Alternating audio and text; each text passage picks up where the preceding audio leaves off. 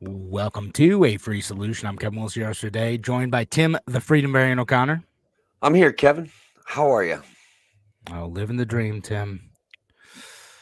Except for the Bills loss. That's Our still Bills painful. did it Yeah, again. but which we are going to talk about briefly during the show. Probably first, a good chunk of the first segment. Not about the sports side, but whether or not government made the Bills lose. I'm going to tell you that the government perennially makes New York teams. New York government makes New York teams lose, but that's not going to be a big surprise to people. Yeah. My take on it. Blame government for everything. Yeah. So we'll talk about that. We also have some political news. We'll talk about like the primaries going on. We'll talk about Russia saying the sale of Alaska was illegal, so it's still Russian territory. Which bold move. Bold move. That. Bold is true.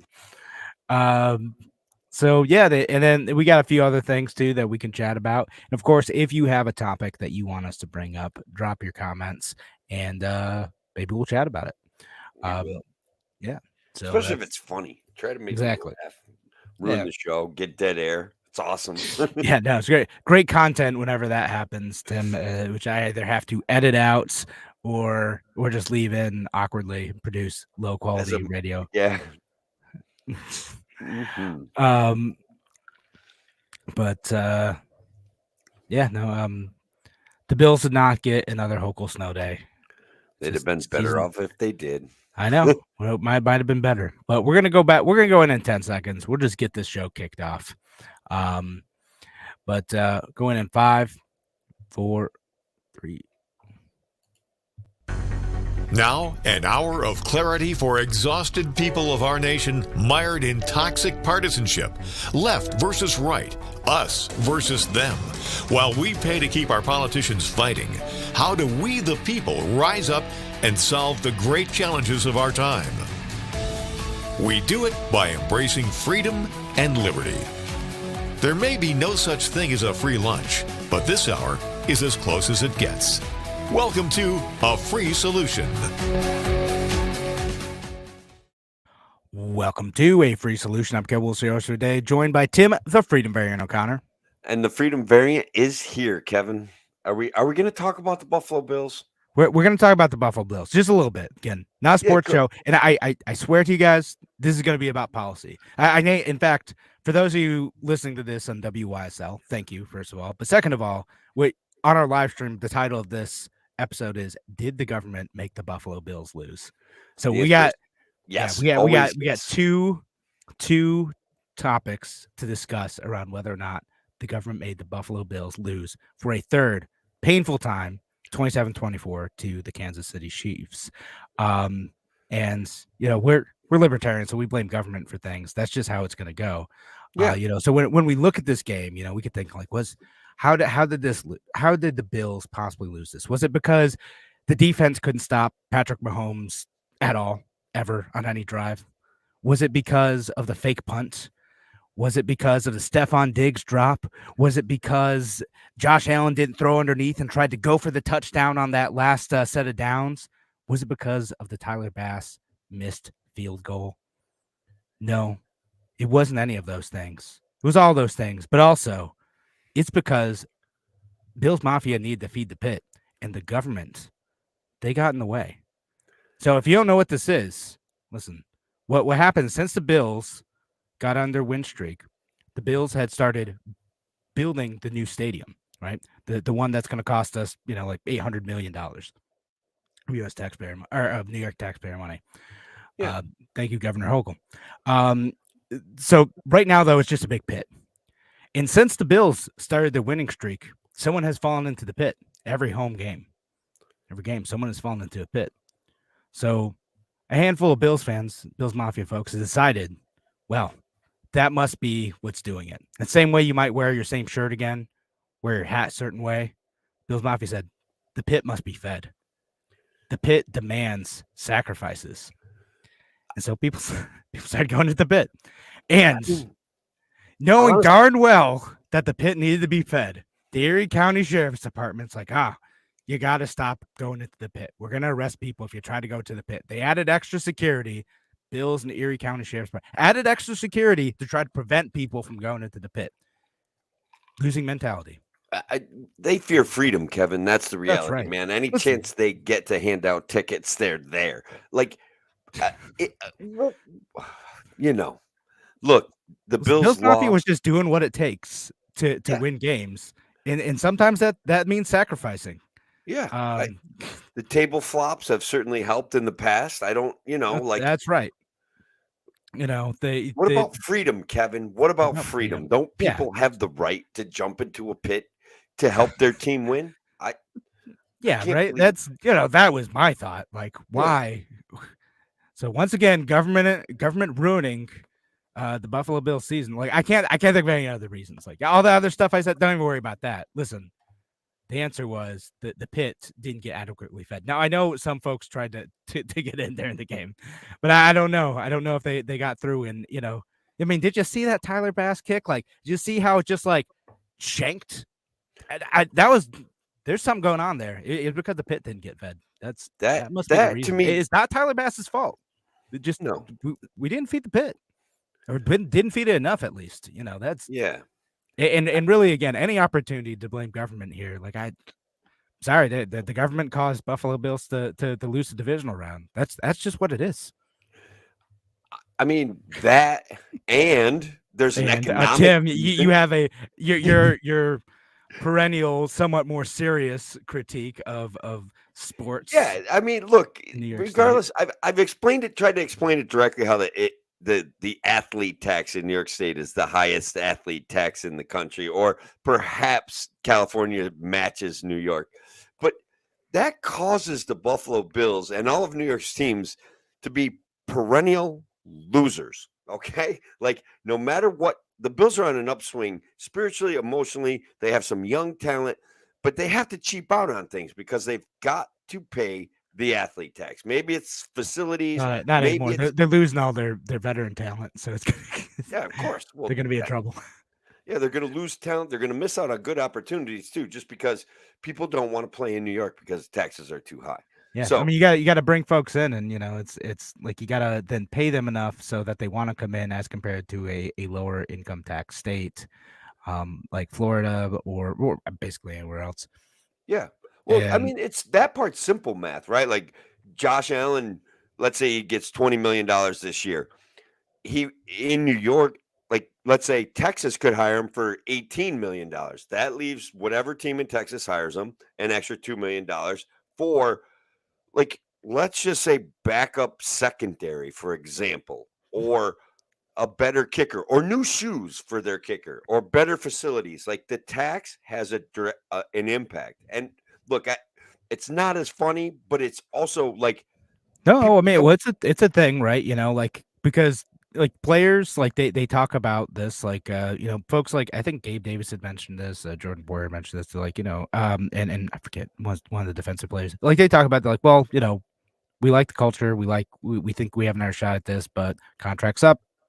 I got to make sure that I'm doing the best by myself. I got to make money, and in order to do that in New York and to come out net, better, it's you're gonna have to get paid a bit more, right? So that makes it tougher to attract people who have the talent to get multiple options elsewhere at similar price ranges. So that right, and so where it plays out, guys, is, again, I say they got to cheap out on stuff, but they don't have great depth. They don't have as good a second, like, well, all the secondary got like second string. Well, defense had a lot of second string folks. They had a ton of depth on defense. It's just that they all got injured too. So you're on, third, fourth string guys going into the playoffs against Patrick Mahomes is rough.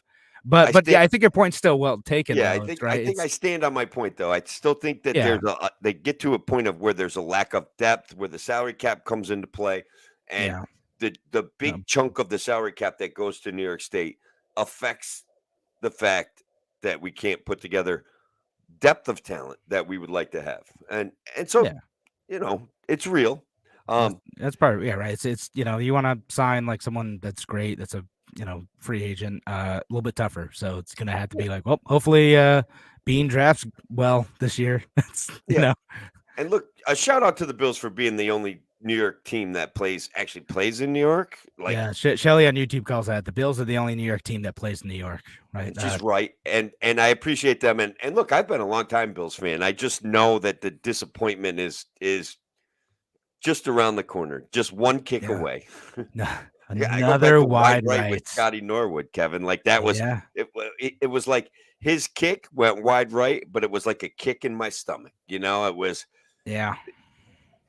We were making a big deal out of the fact that the Bills were the only New York team, and then the New Jersey Giants come in and win the game. It was reprehensible.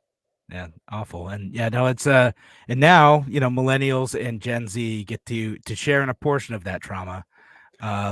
Generational trauma. It's a Bills tradition. I love it. It is a Bills tradition of anyone who's paid attention in the Josh Allen era of like absolute heart-wrenching losses after like extremely well played games. Otherwise, the Bills are great at that stuff. Even the Eagles game this year is a great game. Like the Bills were amazing and then just lost. Just gone. 13 seconds game, like in great moments in this game too, just didn't win. And then the wide right thing was just the kick in the stomach, the cherry on top to all this. Absolutely. And look, again, I love the concept of we bond over generational trauma. So Kevin, now kind of what we went through when Jim Kelly led us to 4 Super Bowls back to back. And so Josh Allen hadn't been even to a Super Bowl yet, though. So yeah, and they lost all 4. They were the greatest football team of all time, sort of. Like those are the equivocations you make with yourself. Like literally. Well, it's. I mean, sometimes it happens, right? Like, I mean, like the Giants did that to the 18-0 Patriots, right? Like. Actual perfect team, the only team to get that good of a record since the Miami Dolphins perfect team. Giants spoil it. Giants. Gosh darn it. It's the Giants. Maybe it's the Giants. I don't know. Yeah. But anyway, so I like our intent for this show isn't to talk about the Buffalo Bills the whole time and to have you, the online audience on Tuesday or the WYSL audience on Thursday, be reminded of a Bills loss. Or if you don't care about this stuff, like wondering when we're going to get to the end of this conversation, we will talk about politics and policy. And so we'll talk about a few other things. Now, Tim, where do we want to go next? We want to talk about the political news, the Ron DeSantis stuff, the primary that seems to be wrapping up now in New Hampshire. Let's go with that. Let's jump on the New Hampshire issue.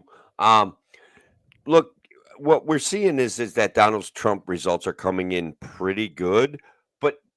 And look, guys, I've got this awful feeling that the establishment wants Nikki Haley, and she's in a pretty close second. Like at least right as of right now. And guys, we do this show on Tuesday night, so maybe by Thursday we'll have a clearer picture. But looks like Donald Trump got about 57% of the vote. And I mean, I'm looking at like the incomings. Right, they're still coming in. They already declared Donald Trump the winner. They're like, oh, he's got it. Right now it's 53 to 45.9.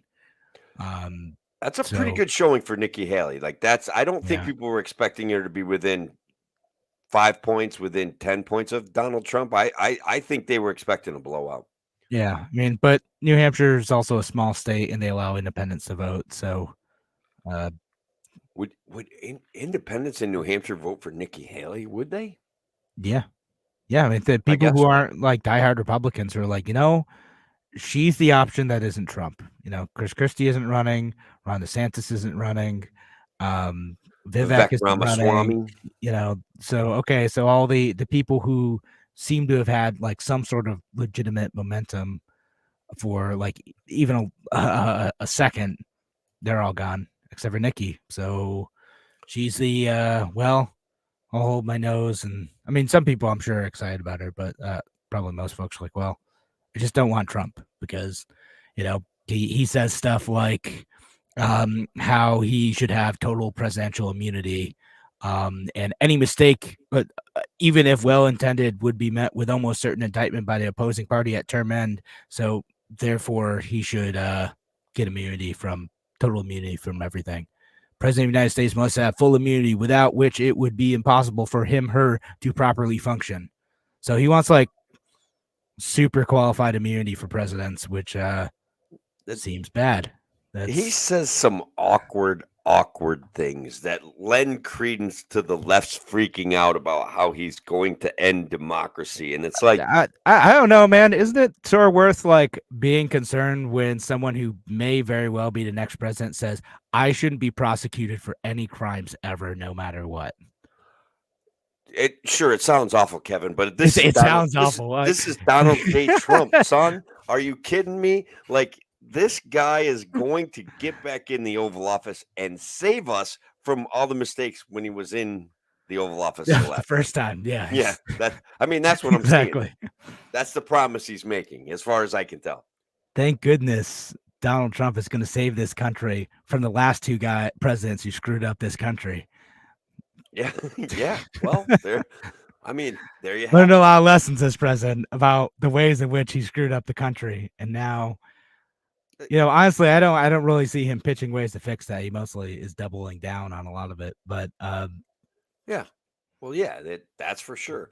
No, I mean, but for real, like, doesn't it seem bad if like I don't want Joe Biden to be immune from all crimes because like, oh, it might be politically messy. Like, so what? Like, we should prosecute presidents when they do awful criminal stuff. Like, I think the problem with our country is we haven't done that enough. There's been way too much criminal stuff going on in the Oval Office, and we should probably prosecute more of it. I'm with you, Kevin. Like 100%. You know what I mean? And look, I think that, dude, this is probably a good time to point out that a lot of things that the Biden family and the influence peddling that went on is not like, guys, there's nothing there to prosecute them on. I hate to tell you this. This is really bad news. It is absolutely stinks to high heaven. It's absolutely corrupt as far as I'm concerned. The level of influence peddling that goes on in our country, the obviousness of the influencing peddling that goes on in our country. But no one is talking about making those actions illegal. They're talking about a gotcha moment where Hunter didn't file the right piece of paperwork, or Joe made a phone call to Hunter at dinner time. Like, yeah, it's corrupt, man. But the whole action of selling influence and peddling influence, completely legal as long. Yeah, the Republicans don't want to get rid of that either. Yeah. Why would they? And like, yeah, like we're not, again, it's just like, we're going to get our political opponents on this, not like, hey, you know what? This is pretty gross. Like, let's actually like fix this. And even if we don't get Hunter Biden and Joe Biden on this stuff now, the next time something like this happens, there should be, clear barriers and clear rules about like using connections to power in a nefarious way. Okay. Yeah. Like that's, I'd at least get that. That would stand on principle. That would be consistent. And then you'd have to apply those same principles to Donald Trump and his family too, which people don't want to do.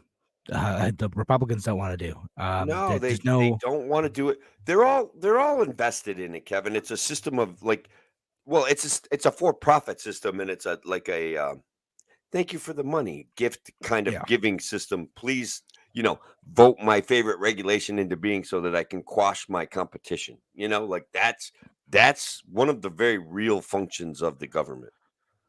Yeah. No, it is. And again, and I'm picking on Trump here, but like, it's not exclusive to him. Like if Nikki Haley became president, there would be stuff like that that happens. I think like Trump and Biden, like, and their families have been particularly sloppy about it, but there's stuff that exists all the time where those sort of connections are used to gain more power and gain more money in ways that are legal but like gross, and it's just a major part of politics. I mean, especially in New York State, but like a major part of politics, and neither party is really committed to rooting out that sort of corruption and doing the right thing and standing on principle. They just want to, point at the other guy.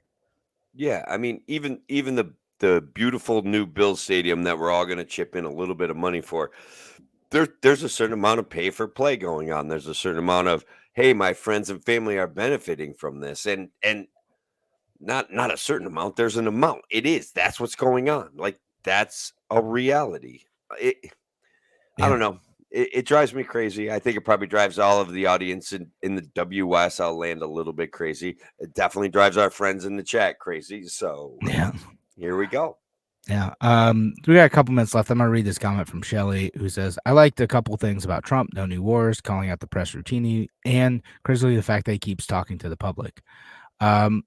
Let's take these. I'll take these in reverse order. The talking to the public, yeah, he does. I mean, he says bonkers stuff, but like he does talk to the public. Joe Biden's been like a lot more reserved. Yeah. Lately, he doesn't go and do tough interviews because, like, imagine that. Yeah, just imagine that he hides in his basement and on a couch. Like, just imagine that. Yeah, like, and then Trump will do that. He'll go out and rallies. And again, he'll say bonkers stuff, but he's going out and talking to folks. So that's the thing. Calling out the press routine, like, maybe, again, depends on the press. And then the no new wars thing, I don't give Trump much credit for that because he also escalated the wars that he was that he had. Bombing in Yemen, bombing in Iraq, Afghanistan, like he had the opportunity to wind those down. He didn't do it. You know who actually did it? To his credit, Joe Biden. He actually wound a lot of that stuff down. Like it wasn't great. It was messy. Yeah, well, I mean, but he did it. Well, we're starting to bomb Iran, so not Iran. Is Iraq?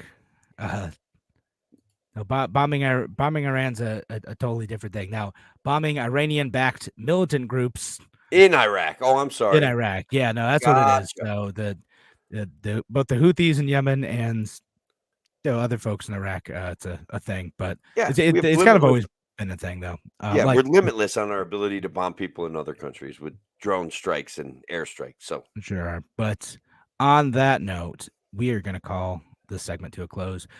We're going to be back here on WYSL in just a few minutes. Thanks again for listening to A Free Solution. Talk to you soon.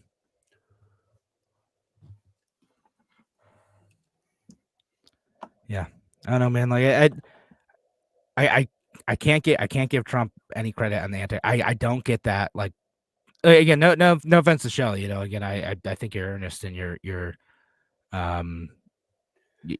viewpoint there.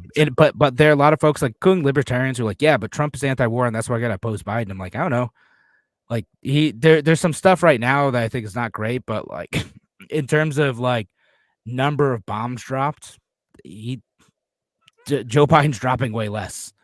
Right. It's well, it was dropping way less. We'll see how this all shakes might be out. ramping up. Yeah. It is an election year. Yeah. And look, we gave $100 billion worth of lethal aid to Ukraine under Joe Biden. So, like, we aren't, right. We're not running the drones, but we're offering up some bombs to be blown up. So there's still like, it's hard for me, and I imagine for you, you see the humor in the moral equivocation that we're offering there. Yeah. It's kind of like we're pretty heavily involved in our biggest piece of the economy, the military industrial complex. Like it's a pretty big piece of everything. It is, and I think that's fair to call out. Like if you're taking a principled anti-war stance, are you really anti-war if you are spending as much money funding a war as you would be carrying out a war, right? That's I don't know. Right. It's weird when we have $34 trillion in debt and we can just say what we should do is bomb people and give away military hardware, or maybe we're even selling it in the hopes of getting paid back for it. But which is some of what's going on in Ukraine. There's some like loaning type of business happening, but I don't know. Well, you know what? Like we'll save some of this for the show because I think the Alaska thing is actually gonna end up on like an interesting like war topic as well. So we'll talk about that. All right. Hang on, just so you know, I think most likely that's fake news. Like, I don't think it's a real story. Yeah. All right, but let's head back in 5, 4, 3, 2. Welcome back to A Free Solution. I'm Kevin Wilson today, joined by Tim, the Freedom Variant O'Connor.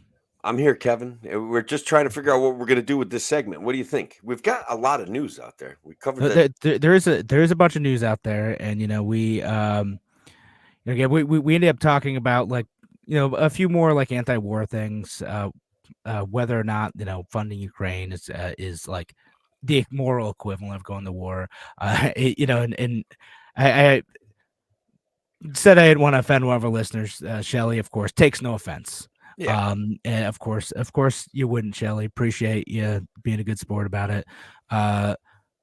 Patricia on YouTube says the whole world is at war and we are involved in them all. We're involved in quite a bit. And this the US is involved in quite a few wars. Not all of them. I mean, occasionally there's weird stuff like Pakistan and Iran started shooting at each other last week. The US wasn't involved in that. The US is mostly, I think, scratching its head at that. Yeah. But well, no matter what, we hedge our bets. Sometimes we don't know who's going to win, so we do a little bit of funding of both sides. We see how things play out on the ground. Like if you fund both sides, you always win, right? Like you're always going to come out a winner. Yeah, look at that. And I mean, like that's not a conspiracy theory. Like that's a reality that the CIA can manipulate and fund both sides just in case. It's not every conflict, but it's more than once. Yeah, way more than once. Or even sometimes it's like the CIA, like this happened in the ISIS wars that happened, like which people didn't talk about like all that much. Like I mean, libertarians were talking about it, but like it wasn't like a mainstream news topic. But like like the U.S. military and like the FBI were funding like Al Qaeda, and then like the CIA was funding like groups that ended up being tied to like ISIS and these other groups. Like it was a whole weird thing where we were funding both sides of that war. Yeah. And that's one of those ones where I think you and I could have a debate over whether or not that's malice or incompetence or both. Or incompetence that is effectively malice. That's so incompetent that it's malice. So there's a certain pragmatism to it too. I'd even say if I was like a high-placed military officer with neocon leanings, I'd be like, well, we want to make sure that the good guys win. So whoever wins is going to be the good guy and they're going to be our friend. You know what I mean? Like I could see that as a reasonable psyop kind of strategy if I was a power broker. Yeah. Yeah. No, it's something to do. Well, yeah. So we'll talk about, let's talk about a couple things. I mean, we kind of mentioned the topic of, bombing Iraq again. And then we can also talk about, Russia allegedly saying that they're making a claim to Alaska just because. I like that one. I do like all that right, one. Well, let's talk about that. Like, let's give some context on that. What's the story going around, Tim? Okay, well, in January of 2024, Russian President Vladimir Putin declared the 1867 sale of Alaska to the United States illegal.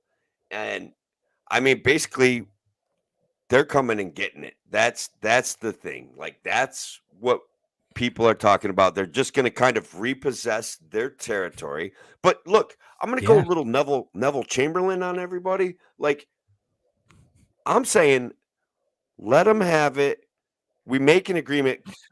We divide Canada between us and Russia, as long as Putin accepts the Trudeau supporters. Do you see what I mean? Like, I think. Wait, so are they getting like Vancouver? Like, are they getting that side? Because that's basically Hollywood now. Well, they're free to move around. Like, they can have them migrate however they want. I don't really care.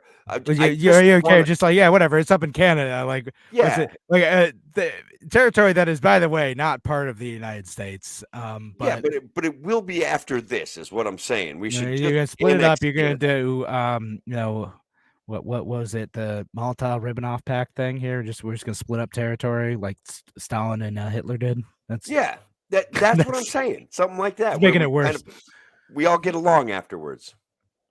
Speaking of World War II metaphors, in comparisons, yeah. So we could do that now.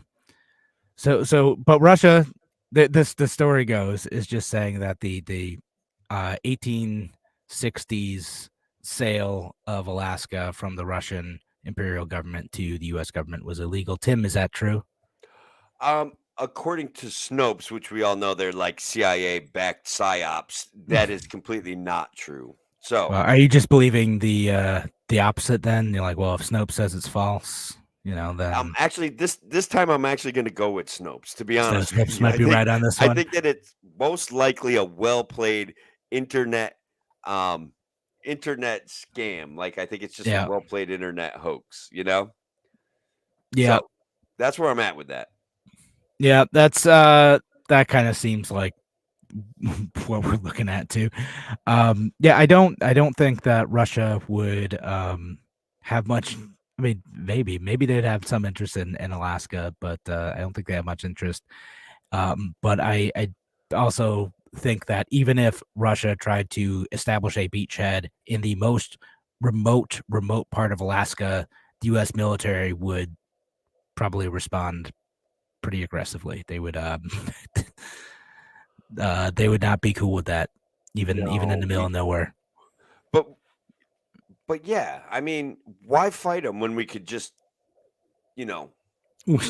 just take over Canada, Alaska, and look, as an alternative solution, we take over Canada. That's it. Be like, we listen, never that seems far more expensive than just like making sure the Russians can't establish a beachhead in remote Alaska.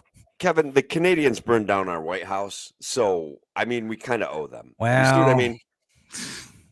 Yeah, I'm just saying. It's there was invasion and counter invasion plans drawn up in like World War I and I think World War II, just in case the American government was kind of worried that the British might fall to the fascists. So, that's and here we are. Would follow. Yeah. And here we are, says. And here we are. Took them a little longer than they thought, and there was a lot less bloodshed, but it's looking pretty fashy out there. Yeah. No, there's a bit of that for sure, but nope. And this is one of those things too. Like I do get a bit like patriotic when someone's like, oh, like what would happen if someone ever invaded U.S. territory? I'm like, yeah, no, like blow them off the map. Like that's not like their country, but like, yeah, we need to remove them from U.S. territory. It's not cool if anyone tried to do that. Honestly, even up in Alaska. That's a pretty fair point. I think that like I've said before, it's a libertarian conundrum. I do recognize the fact for the ability to perform immeasurable violence in defense of your country and in defense of a territory. So no, I think defense is totally legitimate, like actual defense, right? Like like that's I think that's a legitimate expense of the government and a legitimate responsibility of the people. That like the Second Amendment has roots in community-oriented self-defense. And so like that's part of it. It's the Second Amendment was originally both a documentation of a right, a limit on government power, and a call to responsibility. Yeah. So that's fair. I mean, in a way that was much more poignant and needed in a time in which the American government's like foothold on the United States was not all that well established. Like fair enough. Yeah. So yeah, no, I think that's legitimate, and that's I know that kind of gets going first full circle back into our European conflict. That I like why I'm okay with Ukraine defending itself. It gets a bit messier, with the U.S. funding it. Yeah, no, I'm definitely down with Ukraine's right to defend itself, but I do still see a pretty high level of corruption. I do think that we got a high level of corruption. Yeah, not high level, but it's there. Yeah, well, I do think that Ukraine would have negotiated a peace by now if it wasn't being egged on by the U.S., by the NATO alliance. I don't particularly like the neocon argument of, hey, let's pay Ukraine to fight Russia so that we don't have to fight Russia. And I just don't like that as a moral argument. It offends me, and somehow hurts my soul in a way, Kevin. And I know that that's a little bit either simplistic or emotional, but I don't. That's how I feel. Yeah. So I get where you're coming from. Like I think like the best, like the strongest argument to make on the other side of that would be they want to defend themselves. They don't have the resources to do so, and they would argue that it is in the best interest of the world order that respects sovereignty, and that like you should not invade other countries to give Ukraine money to be able to defend itself from a country trying to perform a war of conquest. Now, the U.S. has a little bit of a tough time standing on that moral high ground post Iraq. A little bit, yeah. Just a smidge, and it would probably be a lot easier to make that argument without that war. But that's what the argument is, that like, hey, we don't take other territories, and any country trying to engage in that sort of imperial aggression should be stopped. And that's why, not only do we have like the thing going on with Russia and Ukraine, like if Venezuela decides they want to go take a chunk of Guyana, like the U.S. might do something about that. If China, I don't know if the U.S. would actually do anything about China and Taiwan, because the U.S. government officially doesn't like really recognize Taiwan. We only sort of do. It's a weird thing. But I mean, I think that the posture of this current administration, there would be almost nothing that we would do, as near as I can tell. Now, the next administration and the Republicans that are campaigning are a little bit more pro-Taiwan. And actually, you know what? I don't know what Donald Trump's stance is on this whole Taiwan-China issue, but I know Vivek and Nikki and Christie and Ron DeSantis were all like, yeah, no, we're going to go in and defend Taiwan. And look, Vivek had his weird, like, we're going to promise to defend Taiwan until we build our chip factories and then forget about them. Which was like disgustingly like pragmatic, just like every other. And look, I have another joke that I'm kind of working on, but like, is a trade-off like a war with China and a war with Mexico to have Vivek tear down the FBI and the CIA and eliminate a whole lot of government? And like, is that a fair trade-off? I don't know. Maybe. I mean, it is not a fair trade-off, but I'm just saying it's tempting. Yeah. I get it. But anyway, let's see. I don't know. I got you speechless with that one. You don't know what to say. Yeah, I don't know where to go with that. I was trying to look at comments, but I don't think that I don't think I have anything. So anyway, I don't know. So what else do we have to talk about, Tim? What's that? Do we exhaust the Alaska topic? I think we might have exhausted. I feel like we covered the Alaska topic. We got to we allowed it to brush on our general anti-war stance and our view of world politics. I think at some point we've got to talk about this issue going on in Arizona with none other than Kari Lake. How much time do we have for this segment, Kevin? That's what I'm wondering. Like 2.5 minutes. All right. So the basic premise that we all know, Kari Lake ran for governor and lost, but she was kind of alleging a fake, like there was manipulations at the ballot box. And so now she's kind of reconfiguring herself and preparing herself for a Senate run. And I think that perhaps she's dropped a bomb on the world with this. Like, but not to us libertarians, because we already know that this is how this game is played, right? Right. What she did is just tell the truth about it. So as we get into the subject, I think it's important to note that the GOP and the DNC are for-profit agencies that are out to make money, and that their goal at the end of the day is to put money in their pocket, and to do that, they find candidates that they think can win.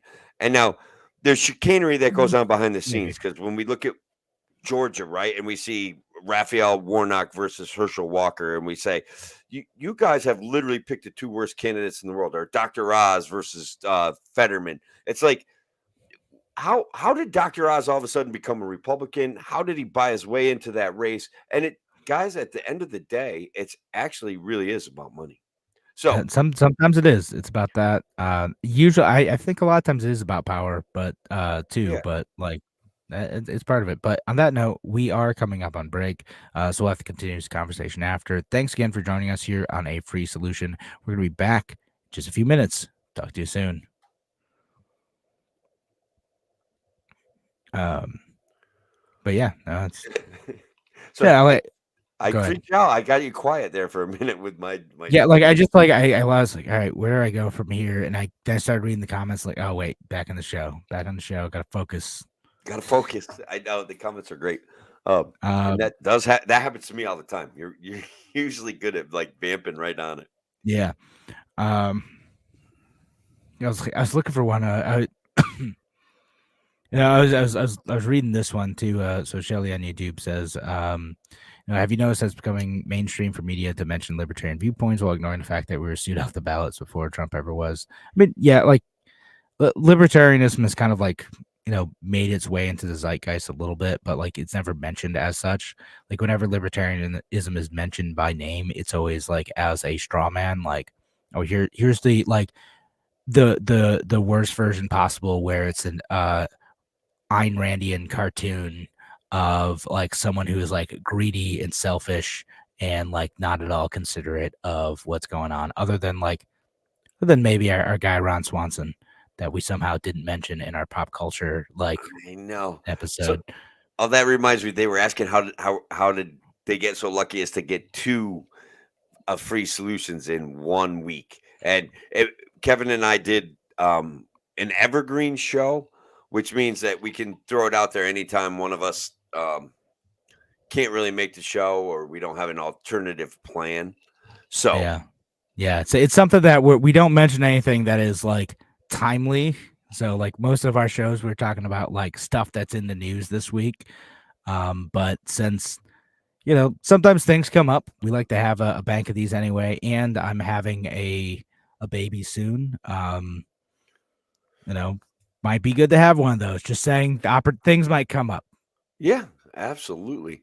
Here's a pretty good question. All right, Tim, but when Marianne Williamson, which I'm not exactly sure what you're referring to, Patty, but when Marianne Williamson said exactly what Nikki Haley said, everyone laughed at her. Was it because they ran different parties? Yeah, like look, that if we dig into the background, there's absolutely like, if I say something and I'm a libertarian, Republicans and Democrats are both going to mock me. But if I say something as a Republican, they're going to quite possibly like what I have to say. And if I say something as a Democrat, again, I can find things where they would like what I said if I was affiliated with their cult, if you will.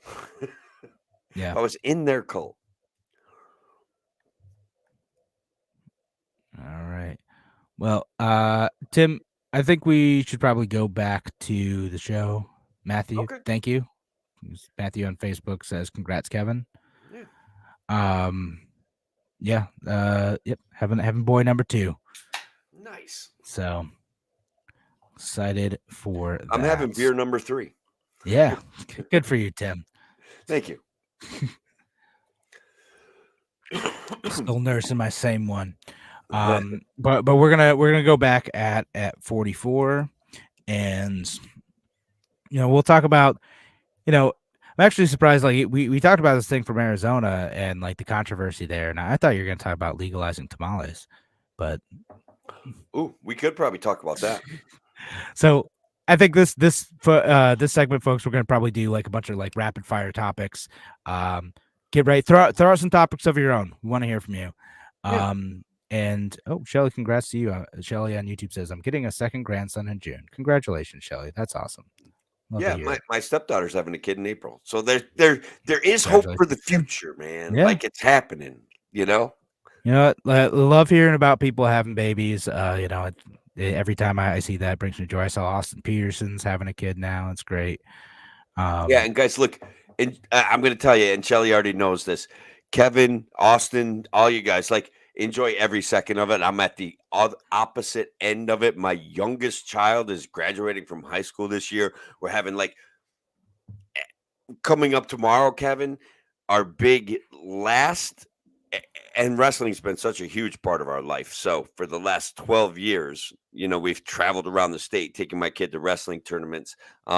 Tomorrow is his last home dual meet at Cooperstown High School. Wow. Yeah. That's huge. Yeah. And then it's end of the season tournament time, which is fun, and we're excited. And he's wrestling the best he's ever wrestled, so we're really looking forward to it. But this is sad, right? Like every end of an time. era. It's just wild. No, that's be tough coming up to that big moment. But yeah, for sure. So I'm gonna start bawling one of these days. Yeah, right. It's gonna tears are gonna come out there in the show, folks. Yeah, I came close at he goes to Milford, wrestles with Cooperstown. And they had a meet at Cooperstown or at Milford, and they did a senior night for him. And I came close to balling, man. It was like, but I didn't. I held it back. I'm not sure why. One of these nights, I'm just gonna cut loose. Yeah, no, it's fine. You do your thing, Tim. It's okay. The modern man can be emotionally in touch. Tim. Yeah, my kid's aloof though. He's gonna be like, Dad, that is not cool. Like, he's just gonna say that's embarrassing. Like, knock it off. Yeah, he's gonna be like, oh my God, no, just stop. We've got we've got wrestling, Dad. Relax. Like, stop. This is not cool. No tears in wrestling. Oh, there's tears, but yes. But all right. Go ahead, Kevin. Let's go back to the show. No, yeah, we probably should go back to the show eventually. So yeah, we'll head back. Again, 30 topics out there. Love to hear from you. And we'll come up with some stuff to talk about. So go ahead back in 5, 4, 3.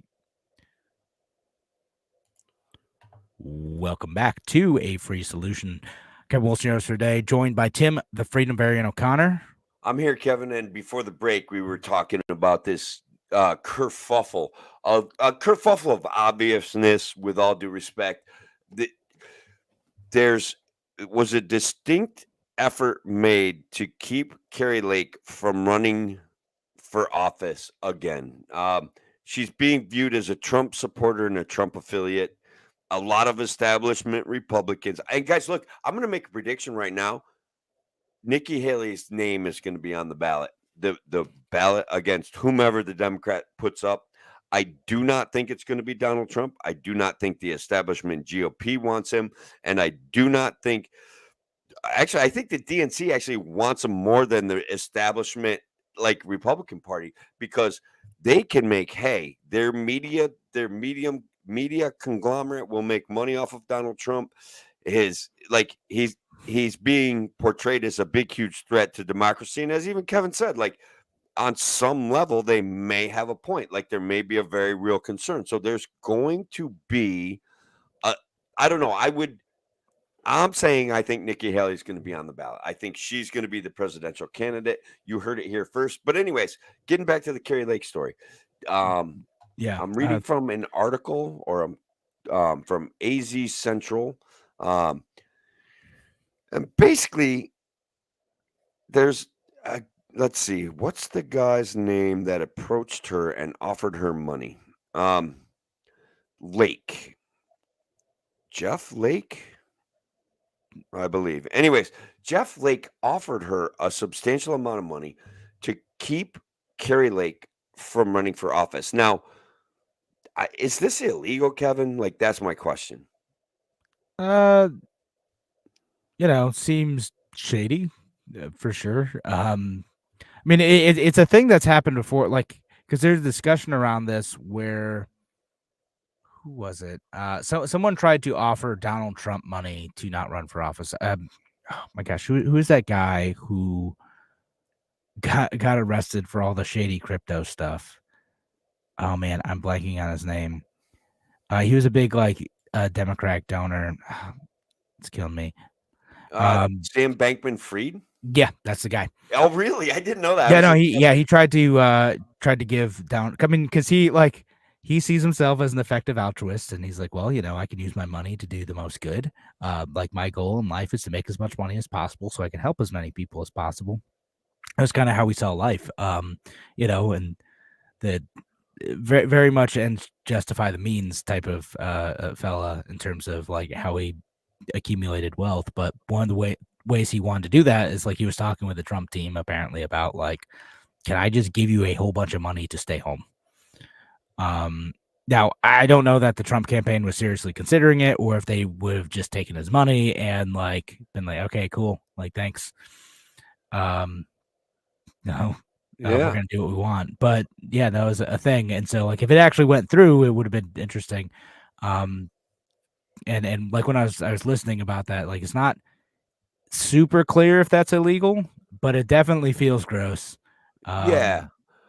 So look, what I think is that a lot of Republicans are surprised by this, and I don't think that they understand the uniparty system. I don't think that they actually understand what the GOP is. When Mitch McConnell is perennially the face of the GOP, when Mitch McConnell has a campaign war chest larger than any other Republican in the world, and when Mitt Romney is number 2, and when Lindsey Graham is number 3, why? Okay, these guys are not likable. These guys are not exciting. And these guys always back the establishment of a stronger government. That's actually the why, right? Like it's always at the end of the day about what big business can buy from these guys who then go legislated into law or get taxes like collected and redistributed to them or get incentive legislation about incentives put into law for them. And of course, the regulatory capture where they can prevent competition for their business. This is a real thing. Having like a firebrand like Carrie Lake, regardless of whether you think she's crazy or not, based on her run and her subsequent legal challenges, doesn't matter. She's a threat to the establishment. So that's where I think this is going. That's where I think it came from. I think that's where it ends. And I think that a lot of people in the Republican Party are surprised by this, but I don't think that they should be. I think it's very much a real thing and happens all the time. Yeah, I mean, it might. Again, whether or not it's fully illegal probably depends on the state. And they're usually more subtle ways of getting people to like, hey, we don't want you to run, but what we can do is we can set you up with this board posting, right? And it's going to pay well. You're going to make good money. You're going to be there forever. You're going to have some ability to control this thing that you like. And just go sit on this board. You're going to be fine. And then in a few years, you'll get your opportunity, right? Like that's how these things usually work. It's usually not so on the nose as this. Yeah. It was framed a couple different ways. Like there was going to be a payout and a job like that. Like those are things that were kind of offered in the conversation. I listened to the entire 5-minute clip. There was nothing completely damning about it. It was very much talking in circles, kind of not direct. Like, oh, hey, Carrie, maybe we could find you a job. The orders came from back east, and we're having this discussion to see if there's something we can help you out with that would keep you disinterested in running. You know what I mean? Basically that kind of. And Tim, since you have been talking about this too, I'm also going to share for anyone interested, like the audio supposedly from this conversation too, just so people have the additional context. And so you're not, so we're not just like kind of talking randomly about this thing we're referencing. If you want to look it up, you want to listen to it, make your own opinions about it. And so I did want to call this comment from Patricia, who says Sam Bankman-Fried wanted to pay Donald Trump not to run for president again, and Trump was apparently willing to do it for $5 billion. And I posted a link about that. So yeah, it was a thing. Again, I don't know if it would have actually happened, but didn't work out anyway. Speaking of Arizona, there was a bill to legalize homemade tamales in Arizona. And the governor vetoed it. Oh, Katie Hobbs, Democrat governor of Arizona, vetoed it. So being able to sell, grandma made tamales wherever you want. It's that is still illegal. well. You got I you mean, gotta get black some market licenses. tamales taste just as good as That's right. I mean, it's Yeah. not going to stop. It like much like drugs. Like people will buy these if they want. Like you the you want to black go buy market these will in a provide. parking lot somewhere. Like there might be someone to sell you. Something. Right out And of again, buyer beware. You take your own risks, right? When you do this, when you buy some like sketchy food out of a trunk or something, right? If it looks bad, use your instincts. Don't get it.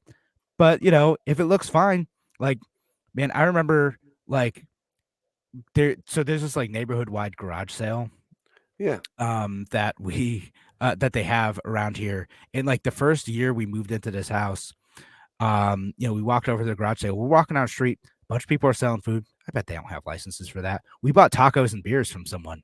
Like we just definitely not allowed, but like they're just like, oh yeah, sure. You're like, you can have a taco and oh neighbor, you want a beer too? Go ahead, just take a beer. Oh, don't mind if I do, sir.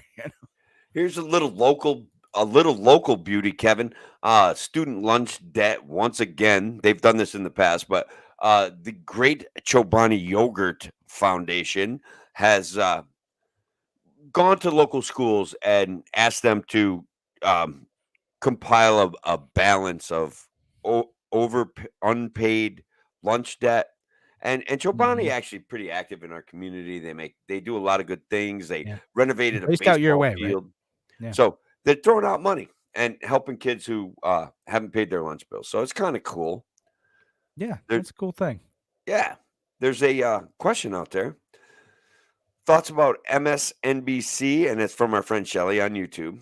Thoughts about MSNBC and CNN refusing to let the viewers hear Trump's speech, and they got on their high frail horses about it. What do you think about that, Kevin? Oh yeah. So again, extra context of what happened is basically after Iowa, they just didn't show the Trump speech, his victory speech out in Iowa. And who knows, they might do the same thing out in New Hampshire when we're recording this on Tuesday night. I haven't looked at that yet, but yeah, like they just didn't want to show it. They showed like some Nikki Haley speech, but I don't know. Like again, what's funny about this is that like anyone who would like really care, you can go find that speech anyway. Like the mainstream media, it's like my thought on it is mostly like, well, they're kind of irrelevant anyway. Like sure, you want to hear a Trump speech, you go get a Trump speech. I just expect this sort of behavior out of these companies. Out of what? Out of those media companies. Yeah, I think that they're trying to build their brand once again as the anti-Trump thing. I don't think that they serve themselves by being as anti-Trump as they are. I think it's gonna backfire, right? Like yeah, it creates like a more victim narrative for Trump, which is amazing because he's really, really not the world's biggest victim. He is one of the most aggressive people on the face of the planet.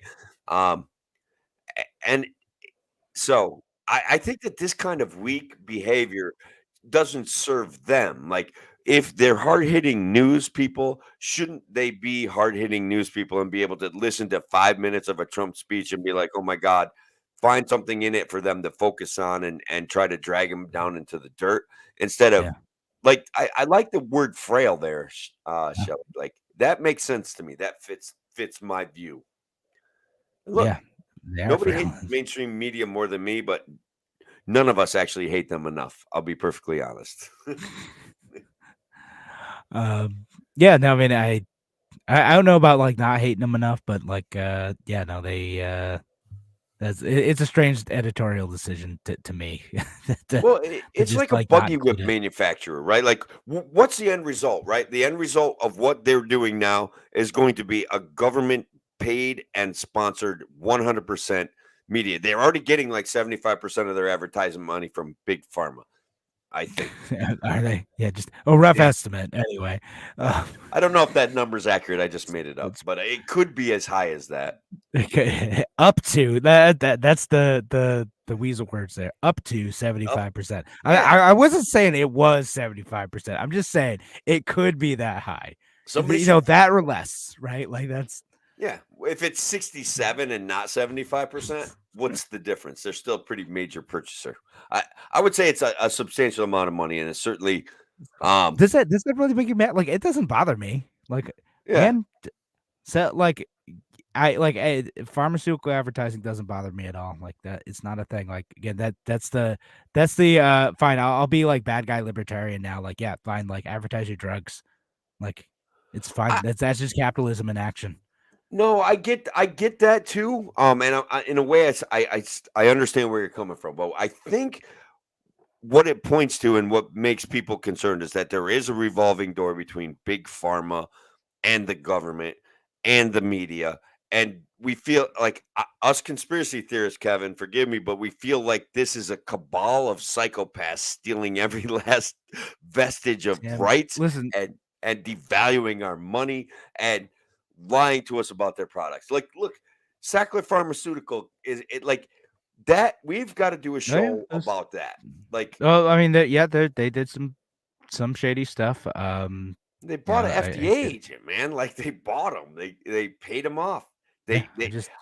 He had to change his report on what opiates are just enough so that the government would accept them as pain medication, non-addictive pain medication. Like, right. And they bought the opinion that they wanted. And I mean, like, there's some, again, not great stuff there. I got mixed feelings about like pain management and government regulation of pain management and the weird stuff that the companies do versus like fitting an actual need in the market versus where these products can become like addicting and destructive, right? Sure. Which is like a libertarian conundrum, if you will, you know? Yeah. But like generally I don't I don't get as incensed about big pharma stuff. Like, to me, it's just like, okay, I think drug advertising is kind of odd, but I don't think there should be a prohibition on it. No, to enhance my libertarian creds, nor do I. Yeah. But I do like that people. I know it's time to end the show, Tim. To end the show, Tim's a big statist, and but we do have to wrap it up, though. But yeah, I get your point. You're not saying ban those. You're just there's concerns about reporting integrity based on funding sources, and that that should be at least transparent. And when we do see bias in reporting, should be discussed. Yeah, and more. Yeah, and more. I've got more than that, but. But we are out of time on the show. Thanks again for joining us here on A Free Solution. Have a great night, folks. Take care. All right. Radio show's over. Sorry I had to cut you off a bit. No, don't worry about it. That was great. It leaves people hanging. And look, I think that being perfectly reasonable and rational about it is great because that helps me walk myself back off the ledge. But when I look at the pharmaceutical advertising and I see the opinions coming out of the mainstream media news organizations, and I feel like there's a little bit of a show going on, a little bit of a psyop. Like, even at this point now, I'm like, I think that the left wants Donald Trump more than the right. And I think there's evidence out there that, like, conspiracy theory evidence, but I think I'm going to start packing a tinfoil hat to these shows. Do it. I'm just going to start putting them on every time you start going down this road. I'm just going to. I know. You'll get here. I'll get here. You'll get here. No, I mean, like, because to me, like, in terms of like, we'll talk about Donald Trump thing quick, just as an aside. Like, I don't think that mainstream media like wants Donald Trump, but they also can't stop talking about him, and they know that that's what their viewers want to do. Like, to them, this is the equivalent of the 24/7. Like, like, do you remember like when? I mean, we think back to like disaster events where people were glued to their TV, like with like Hurricane Katrina, stuff like that. I mean, we could like just like any like big event where they were doing updates every few minutes, right? Like, they're always searching for that stuff. Donald Trump is that. He is a walking disaster, and like, they do want to keep people glued to their TVs. I don't know that is the same as they want him to win, but they are legitimately concerned and are going to act on that crisis in a way to, try to make the most of it. Well, that's a very nuanced position and not at all entertaining. No. Oh, I know, right? But you're like, it's just they're in on it. So I don't know that they're in on it. But I think they are like, they are like the news level equivalent of like price gougers in like a disaster. Like that's what they are. To like, hey, we got what you want here, and we're gonna keep giving it to you. And again, the libertarian means like we shouldn't necessarily get the government involved in that. I don't think it's a conspiracy, but I do think we're going to take advantage of this situation. Yeah. Look, I read the Sackler decision going back to this big pharma issue, right? Keeping with it. I read the Sackler decision. What I see now is that the government is, in fact, like the owner of the whole entire opioid system. Like that was one of the pieces of the agreement that Sackler Pharmaceuticals sacrifices its ownership in big pharma, and they were only going to have to pay a couple $2 billion, but now that their payout is under review because what they did was so obviously corrupt, But then at the end of the day, the government is the one that ends up with the rights to the opioids. Do you see what I mean? Like it seems a little bit dystopian. It's for our safety, Tim. I'm just saying. Is it though? And maybe it would be, right? Like, well, I know that. Well, that's yeah. I'm not going to just deny that is in fact a possibility, but or at least it might be the intent, or it might be an excuse. It's one of those things that. Well, we got a comment out there from an unknown Facebook user, which, look, the government and big pharma are trying to kill us. Thank you. I'm going to say that they are not trying to kill us. They are trying to maximize their profit. If I actually agree with you, Tim. Yeah, you're right on that one. If that in fact means killing some of us and their profit gets maximized, perhaps, that is possible. So, like, again, my take on big pharma is companies are going to do what companies are going to do. They're going to try to maximize profit. Absolutely. And like, if you accept that is just what companies are going to do, great. And then the role of government should be to make sure that they don't engage in violence, coercion, fraud, right? Like, and when the government decides to profit from that instead, that's the root of corruption. Yeah, and isn't that kind of where we're at? Not even kind of. Isn't that where we're at?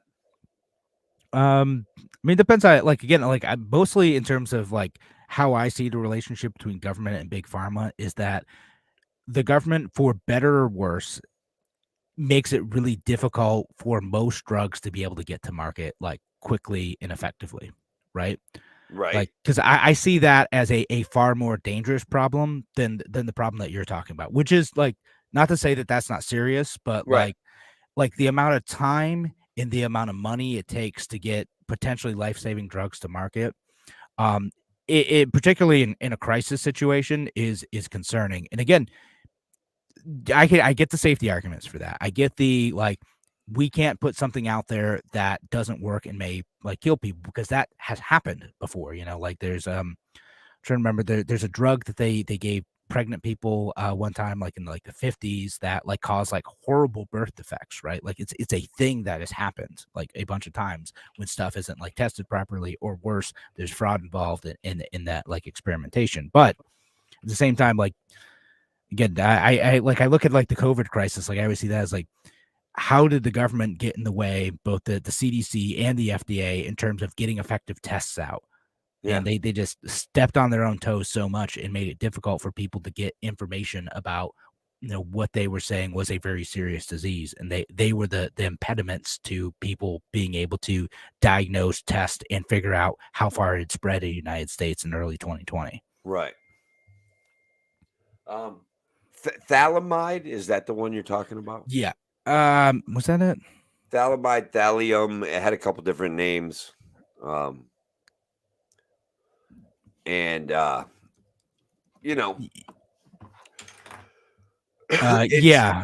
was the one I was thinking of. Is thalidomide? Mm-hmm. Yeah, that was the one I was talking about. I looked it up pretty quick. And I remembered I was going to say thalazine, and then Chili said thallium, and I looked it up. So I was like, it was phthalimide, and it was a treatment for nausea that was under tested in pregnant women. Like it absolutely caused birth. This is why like pregnant women can't take like anything. Like nothing Right. is approved for pregnant women. Like this thing specifically like freaked people out so much that like it's incredibly difficult for pregnant women to get a lot of medical treatments. Right. Absolutely. Yeah. So we're at the crossroads. Guys, I got some bad news. There were a lot of people out there kind of thinking that RFK maybe was a great libertarian hope. And I don't know. Actually, that's true. Nobody really ever thought that. But still, there was a moment of discussion between the LPNY and Robert F. Kennedy Jr. And basically today he tweeted out, in response to the inflation over the last 30 years, the federal government needs to mandate a $15 an hour. It needs to mandate the federal we shouldn't do government. that. Yeah, he's like, in response to inflation, the federal government needs to mandate a $15 an hour minimum wage. And I'm like, if I was, I mean, and I know it's not popular, Kevin, but here's the thing. It's not making an arbitrary law of setting a pricing minimum is not going to solve the problem of inflation. Even a 2% inflation means that they still steal half of your money every 25 years. Like, hello, like that's the real issue, and fix that. And like our metrics of GDP growth, even if it's close to 2% or 4%, we're matching our GDP growth is matching inflation, which means zero GDP growth. Like that's it. And devaluation of money contributes to big money getting more money, and people who save money and hold harder assets are losing money. It's very frustrating to try to get that through to people's heads. Yeah, I mean, to me, this really all goes back to like I've talked about my theory of like certain types of libertarians and like anti-establishment folks and populist folks, and RFK is one of those folks who, just because you're against the system doesn't mean like you're actually fighting for liberty. If you're against the system because you think the wrong people are in power, and if only you got the right people in power, everything's going to be fixed, well, you're not actually tied to any principles, right? And that's who RFK Jr. is. And why, even if he's polling at like 15% in some polls too. Like, even if he ends up doing well, like I'm not going to vote for him just because he is the alternative to Trump and Biden. Like that has the most momentum. It's not going to happen. I can't do it because, again, him getting in power, he's just doing a different version of what Trump and Biden are doing. It's just a different flavor. That's it. Yeah, I agree with what you're saying there. It very much is. He's very much trading on his Kennedy name. Now, I have talked with people that are Kennedy supporters. I like them. They're kinder and less cultish than the other teams, right? But setting the bar super low, Tim. Right, but at the end of the day, they're still advocating for a guy who wants to be the executive in charge, and not like, I do want to say, and I've said it before, Kevin, on the show, but independents in a sense are in fact the problem, because they're just saying, give me the best bribe, and that's the guy I'm going to go with. Like, that to me is one of the things that imparted cognitive dissonance in my brain. If I'm just looking for bribes from these guys, if I don't have a principle-based center to examine political philosophy off of, everything I say is eventually going to be wrong. Every belief I hold is eventually going to be wrong. So I got to libertarianism, and I started chewing on it. And it was around 2016 when Trump was running, and by God, I was persuaded by Trump because I love chaos, Kevin. I just was like, this is absolutely hilarious. This is exactly what the country needs. And look, I didn't want Trump. I wanted Bernie versus Rand. I saw that society was never going to be mature enough to have that conversation, and so we ended up with, guys, we could have had a we ended up with Hillary versus Trump. Like, oh my freaking God. Like, Yeah. we failed, bro. We failed.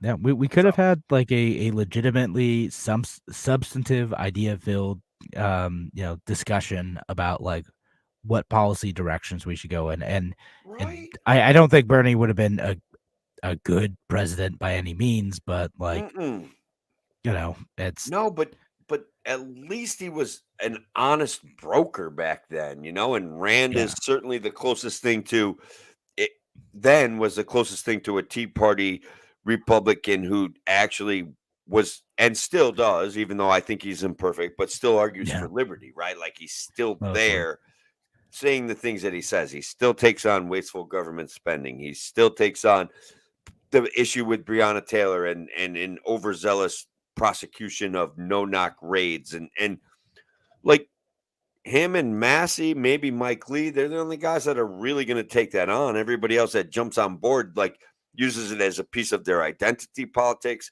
or really doesn't understand the issue. They're just like, all right, we'll try this. And you know what's funny is I keep going back to this. Libertarianism is not anti-establishmentism, and anti-establishmentism isn't really anti-establishment. Like, let's kind of try to, you want to parse that out for a couple minutes before we end the show? Yeah, we could do that. What do you mean by that? Okay, so libertarianism is a core-based principle philosophy where we're saying not just screw the state, because that's a good way to express one of our core principles, but it's like, hey, we believe in freedom from the government. We believe in freedom for everyone to be the best that they can be. Anti-establishment is like you were saying with RFK. Anti-establishment is like, hey, there's a bunch of psychopaths running the establishment. What we need is a whole bunch of better psychopaths. They're not talking about breaking the system. They're not talking about instead of like maybe we shouldn't give psychopaths power. We're gonna have our own psychopaths. We got newer, better psychopaths to be able to run your lives for you. That's what they're doing. That's absolutely, in fact, what they're doing. So when they're saying, when an anti-establishment guy says, hey, let's put Trump, oops, that was an actual slip. But let's put Trump in charge of the establishment. That will fix the establishment, even though we had 4 years by which he could have fixed the establishment and really didn't. And as a matter of fact, furthered modern monetary theory to an extent we never thought was even possible. Like he got an opportunity to break the rules of modern monetary policy, and he did. Like literally, he did. So here we are, like, how do we fix that? How do we fix the independence? How do we impart cognitive dissonance on them? We can celebrate Javier Milei, but I don't know. That doesn't fix anything. He did go to the World Economic Forum and read them the Riot Act, but I'm like, isn't that just part of the show? It is a little bit part of the show. I mean, were you not entertained, Tim? I was. Yeah, right. I absolutely was. Gave an interesting speech. Like I like watching him. I hope everything works out. Like genuinely, like that is part of the entertainment, but genuinely, like. Hopefully in the next like 3, 4, 5 years, like Argentina starts seeing a huge turnaround and their lives are going to get materially better because of liberty, and it's already starting in some small ways in terms of like deregulating like airlines or, can make it easier for people to operate businesses. And so the rental market in Buenos Aires, right? Like, exactly. Rent's going down for them because they've made it easier to build. Yeah. Rents are going down. Supply is going up. It could be a pretty interesting time. It's just, I'm skeptical. I'm always skeptical. But see, I'm even skeptical of Javier Milei, Kevin. So it's not just like I'm not just skeptical of the mainstream media narrative offered by the news. I'm skeptical of everything. That's fair. I think I'm over trying to assume any like hero is gonna like swoop in and save us. Even like even like people like Justin Amash, who like I really like, and he might be running for Senate in Michigan. I'm like, Like, he'd be great. Like, he's not going to single-handedly save us, and he could switch again in the way that like Rand Paul has gotten like weird on a few issues because he's Republican. You know, get things could change. Don't put him up too much on a pedestal. But I don't know. Hope he does well. I think that'd be cool if Justin Amash did well in Michigan. Or even like his successor in that seat, Peter Meyer, is also like usually pretty great, although he's definitely more Republican than Justin Amash. Yeah. Look, there's good guys out there. Thomas Massey is a good guy. Even though he campaigned for Ron DeSantis. And then I thought about that, and I'm like, the system forces us to make a choice, right? It's like, who am I going to choose and who am I going to endorse? And Massey's like, I want to throw my weight behind somebody, and he does have weight. And he's a legit free thinker. He's a legit like. And again, like some of the stuff with Ron DeSantis, I sort of get. Like when you look at like how he did as governor in Florida, like there is some good stuff there. When he like stayed away from the culture war nonsense, like honestly, Disney was imploding on its own. He didn't need to fight them on their best thing, where they that kind of crafted out a community and was saving the government on taxes and taking care of their own stuff. Like, I don't know, like Disney's stock prices like cut itself in half over the last 5 years. So it's like they were imploding. They got their own problems. Like let them do their thing. Stay above it. Like be a good governor. Like instead he wanted to play like Trump. Like, but he can't play the culture war game like he could, and that's part of the reason why he failed, why he dropped out, and he's kissing the ring now. Isn't that amazing? Yeah. So guys, what Kevin is talking about is that when Ron DeSantis suspended his campaign for president, he on his way out the door, he endorsed Donald Trump. I don't know how DeSantis supporters must feel about that, though. Based on what I see on Twitter, they're pretty unhappy. Like they're pretty mad, and I don't blame them. Part of their support for DeSantis was that they wanted somebody other than Trump. Right. They want someone who had like dedicated conservative policies, but not Trump.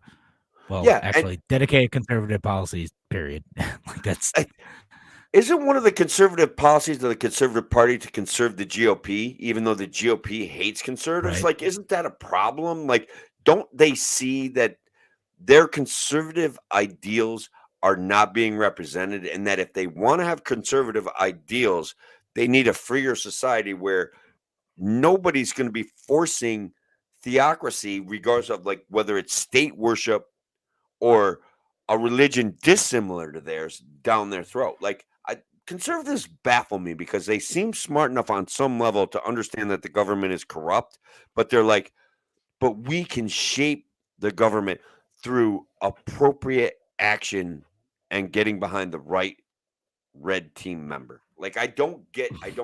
I don't know how they reached that conclusion. I mean, that's all it is. It's more about perpetuating power than any foundation and principles. Yeah. I love jokes about how in 5 years the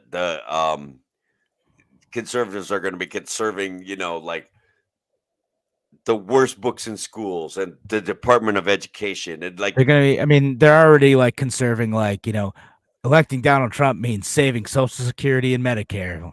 It's like, hello. Oh, and that's another thing we should do on an Evergreen show, because I'm going to run hard counter libertarian on, and I want to have a vigorous debate about it, because I think that I'm right. I think that I can persuade people, but I'm going to run counter libertarian. Well, I don't think I'm running counter libertarian. I think there's a libertarian case to be made for Social Security, that it is a contract from the government between the government and people that purchase Social Security. I don't care about the court cases that were won or lost, and I don't care about the reality of taxation is theft and they got robbed. I think that there's a contract that has been made and promised, and that the government should be held accountable for it. All right. So whenever we end up doing that, tune in. Tim is going to defend the concept of Ponzi schemes. Yes. Exactly. Like, it's all fun and games until it collapses. Who committed the fraud? Did the person paying into Social Security commit fraud? No, they bought a contract. So we'll save that for another show, though. I didn't sign no contract, Tim. Arguably, that Yeah. would be a good counterpoint. So I can see where you're going. Already, I'm ready. I was just given a card at birth. It was Here it like is. imprinted, tattooed on my butt, my social security number. Well, it's a good way to make sure that you don't forget it. Correct. So we have a couple minutes left. We'll throw out a couple comments, questions. Shelly on YouTube says, "Why can't we go back to identifying as Americans? We could. I'm with you. Nothing's stopping you."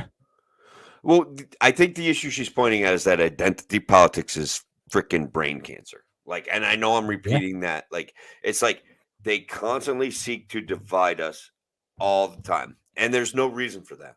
Right. And like, sure, I disagree with all sorts of people on the left because I think they're in a cult, and I disagree with all sorts of people on the right because I think they're in a cult.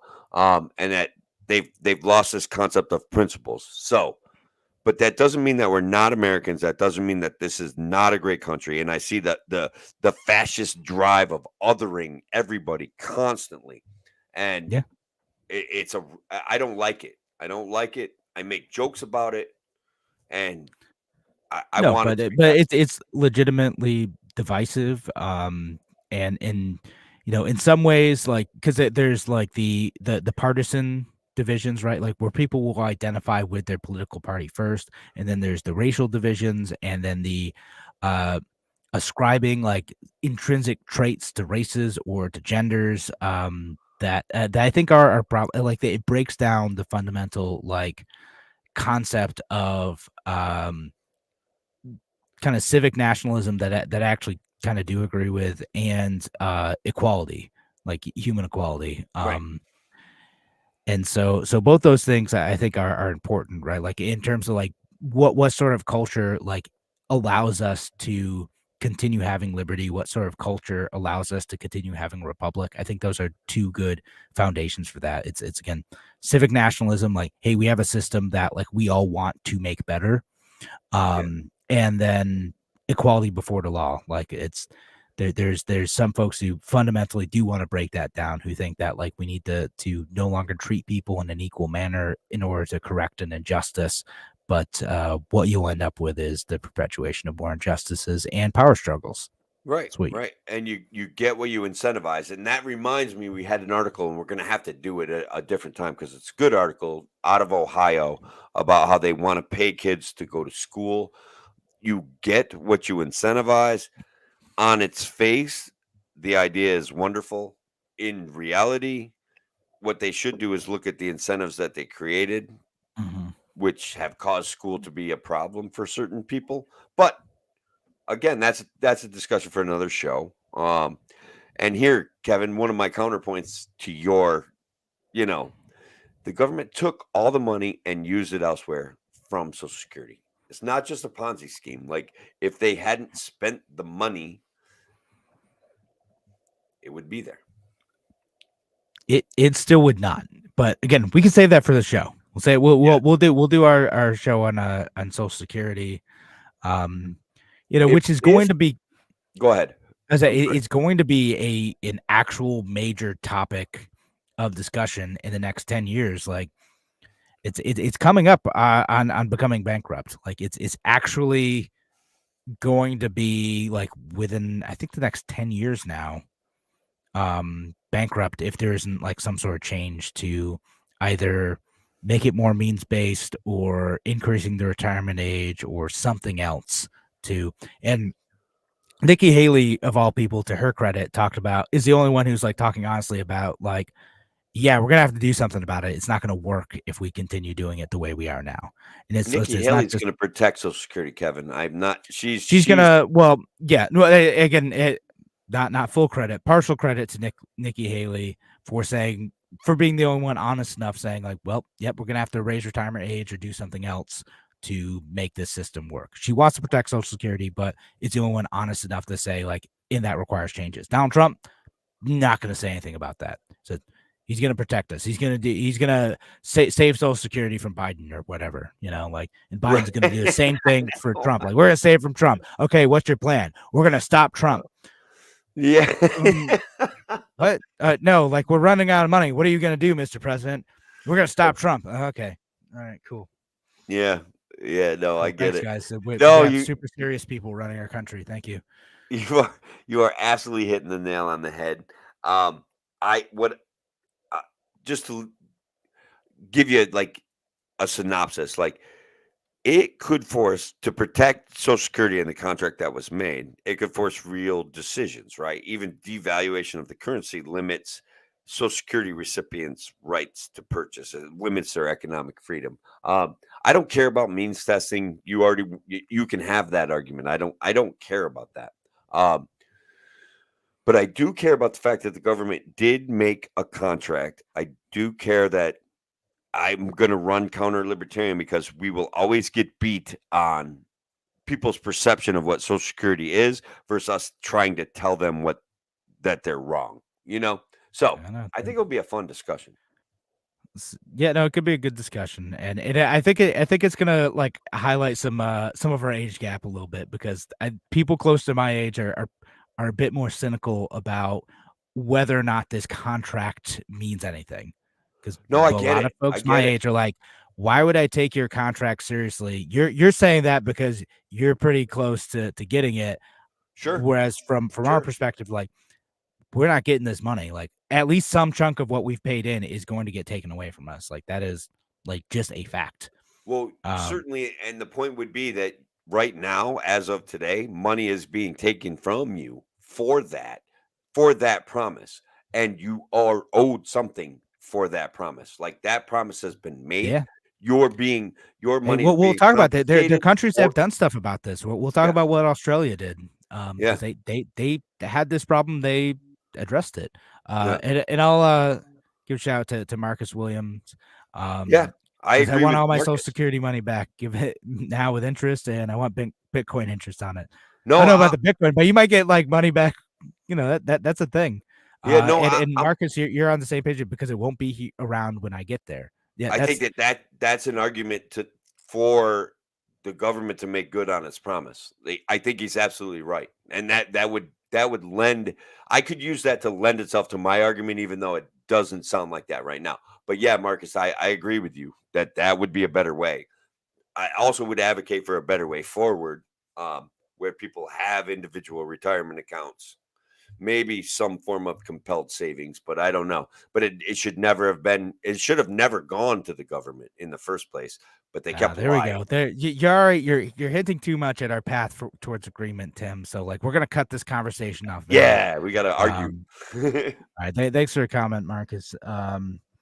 And I think we'll call it a night after that, folks. So we're gonna like I said, we're gonna, if you're just getting here now, we're gonna do a couple of these evergreen shows. We're gonna do some more deep dives in the non-news related topics because having a son soon, so I want to, a second kid soon, so I want to build up a repertoire in case I happen to be busy. We're gonna get, I don't know, hopefully like 3 or 4 of those out eventually. Yeah, we have a few ideas brewing. We'll pick a Sunday afternoon and do those. People are going wild on my JFK tweet, though. They're just laughing. They're like, because I did say apparently RFK is not a real libertarian, and people are just like, what? Oh my God, no! It's epic. Anyways, guys, thank you very much. All right, have a great night, folks. Take care.